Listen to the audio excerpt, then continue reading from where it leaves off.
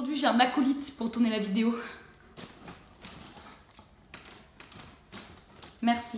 Même si le ronflement est perçu comme quelque chose de mignon, il peut en réalité camoufler un problème de santé. Donc en cas d'apparition de ronflement subite ou de ronflement trop fort, le mieux est d'aller consulter un vétérinaire. Néanmoins, dans cette vidéo, je vais vous partager les différentes causes qui peuvent causer les ronflements. Dans un premier temps, il y a le facteur génétique. Certaines races de chiens ont une physionomie plus propice au ronflement, comme les molosses de type Carlin, Boxer, Bulldog, ou encore les Cavalier King Charles, les Shih Tzu, qui ont une tête très large et un museau très court. En effet, leur visage est aplati, le museau est écrasé, donc les voies respiratoires sont obstruées. Malheureusement, il n'y a pas grand chose à y faire, donc c'est quelque chose à prendre en compte si vous souhaitez adopter un chien avec un museau écrasé. Néanmoins, dans certains cas extrêmes, on peut effectuer une opération pour libérer les voies respiratoires et diminuer le phénomène de ronflement. Le deuxième facteur, ce sont les allergies. Et oui, au même titre que l'humain, le chien peut être sensible au pollen, à la poussière, ou encore à la fumée. Donc si votre chien y est sensible, il vous faudra régulièrement nettoyer votre environnement, passer l'aspirateur très régulièrement, retirer la poussière, faire respirer la maison, éviter de fumer à l'intérieur si jamais vous êtes fumeur.